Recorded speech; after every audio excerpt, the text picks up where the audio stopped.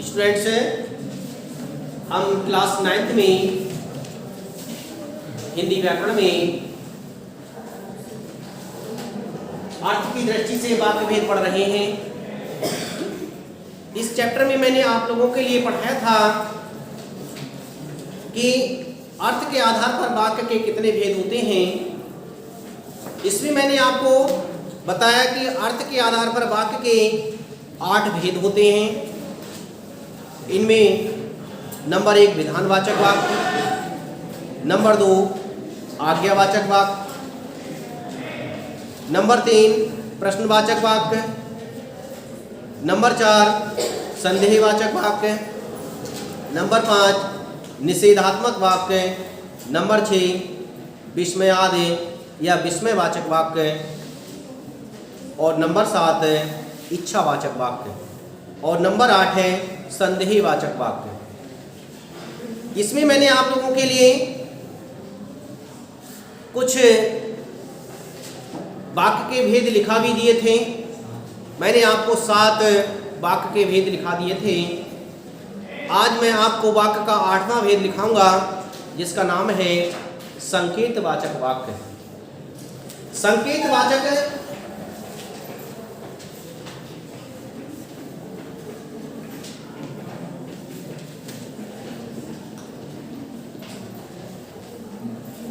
संकेतवाचक वाक्य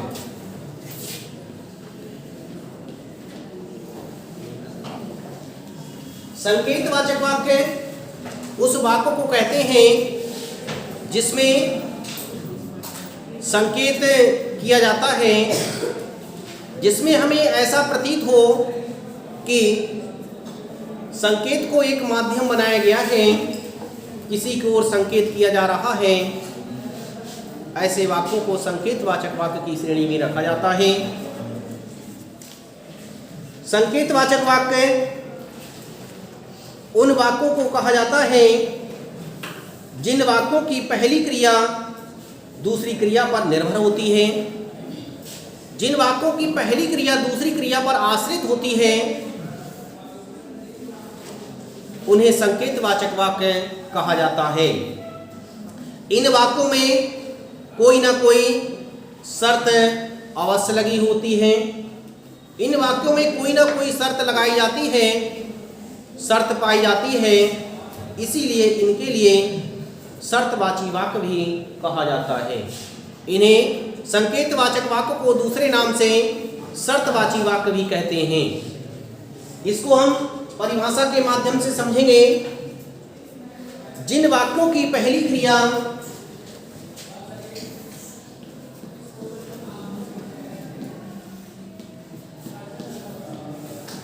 जिन वाक्यों की पहली क्रिया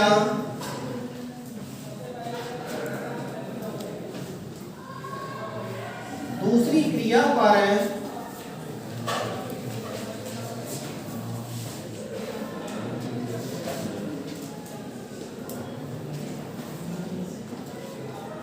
आश्रित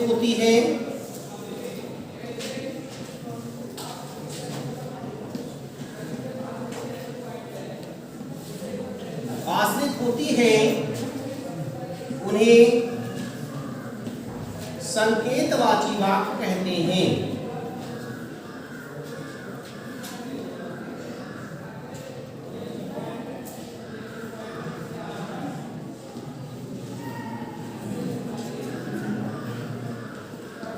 उन्हें संकेतवाची वाक्य कहते हैं। इन वाक्यों में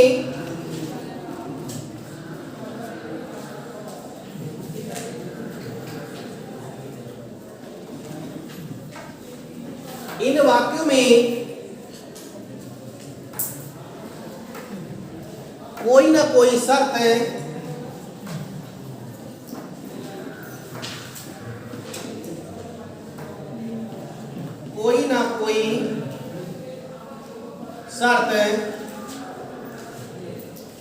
अवश्य पाई जाती है।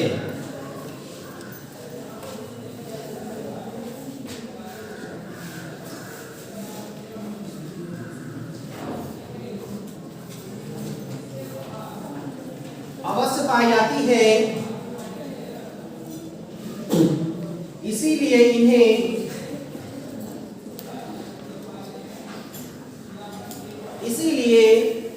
इन्हें शर्तवाची वाक्य भी कहा जाता है।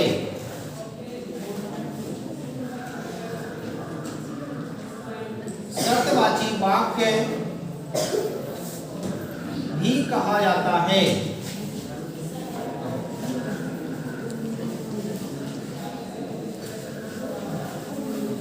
इन्हें शर्तवाची वाक्य के नाम से भी जानते हैं जिन वाक्यों में पहली क्रिया दूसरी क्रिया पर आधारित होती है, आश्रित होती है, उन्हें संकेतवाची वाक्य भी कहते हैं। इन वाक्यों में कोई ना कोई शर्त है, यहां पर आप लोग शर्त लिख लेंगे, कोई ना कोई शर्त अवश्य पाई जाती है, कोई ना कोई शर्त अवश्य पाई जाती है। इसीलिए इन वाक्यों के लिए शर्तवाची वाक्य भी कहा जाता है। जैसे इसे हम उदाहरण के माध्यम से समझेंगे कि कौन से शर्तवाची वाक्य होते हैं। इन वाक्यों में यदि, तो, अगर, तो आदि का प्रयोग भी किया जाता है। इन वाक्यों में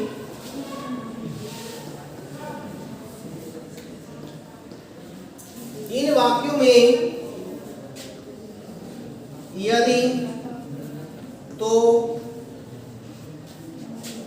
अगर, तो आदि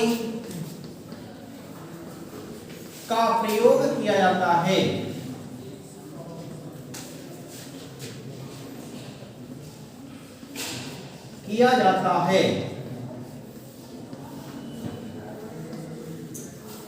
इन वाक्यों में यदि, तो, अगर, तो इन शब्दों का हम प्रयोग करते हैं।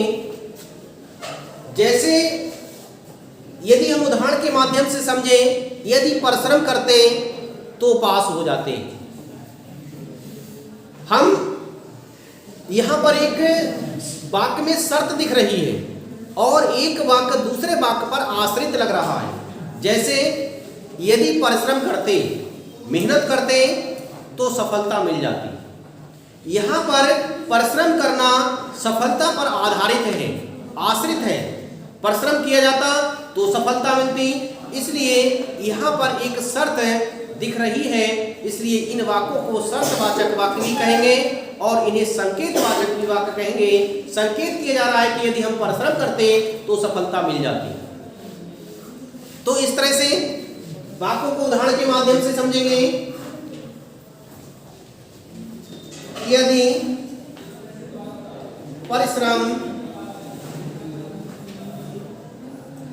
परिश्रम करते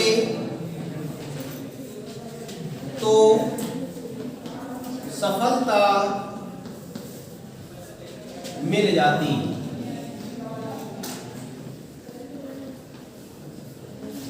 यहां पर एक आपका वाक्य ये बना हुआ है परिश्रम करते, दूसरा वाक्य है सफलता मिल जाती। इस तरह से एक वाक्य दूसरे वाक्य पर आश्रित हो रहा है और ये आश्रित जो कर रहे हैं यदि, तो कर रहे हैं, इसलिए ये वाक्य संकेतवाचक वाक्य कहलाएगा। इसे शर्तवाचक भी वाक्य कहेंगे क्योंकि यहाँ पर ये शर्त है कि अगर हम परिश्रम करते तभी सफलता मिलती। तो इसको दोनों नामों से जाना जाता है।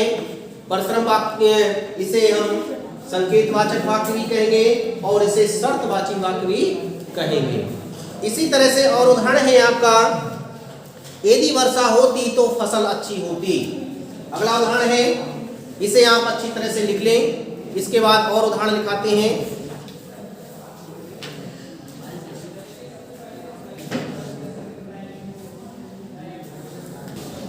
इसका अगला उदाहरण होगा, यदि वर्षा होती, दूसरा उदाहरण लिखेंगे, यदि वर्षा होती तो फसल अच्छी होती।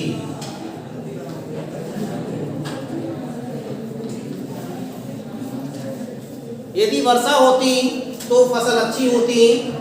ये उदाहरण है। एक वाक्य दूसरे वाक्य पर आश्रित है, इसलिए इस वाक्य को संकेतवाचक वाक्य भी कहेंगे। अगला उदाहरण है,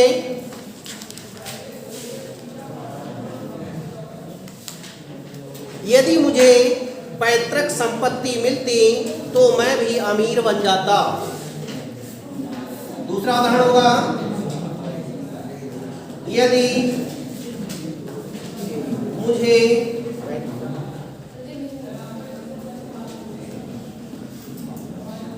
पैतृक संपत्ति मिलती तो मैं भी अमीर हो जाता।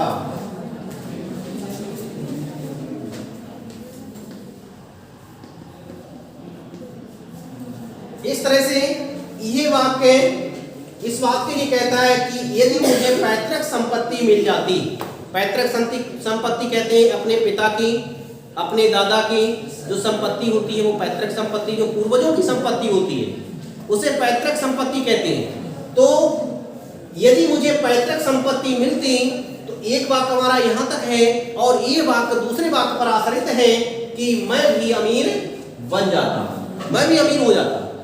तो इस तरह से यदि तो इन वाक्यों, इन शब्दों का प्रयोग किया गया है। ये वाक्यों में शर्तें लगी हुई हैं, इसलिए इन वाक्यों को संकेतवाचक वाक्य के साथ साथ शर्तवाचक वाक्य भी कहेंगे। आपकी बुक में बहुत से उदाहरण दिए गए हैं, उन्हें देख करके आप अच्छी तरह से उन्हें समझ जाएंगे और अपनी कॉपी में लिख लेंगे।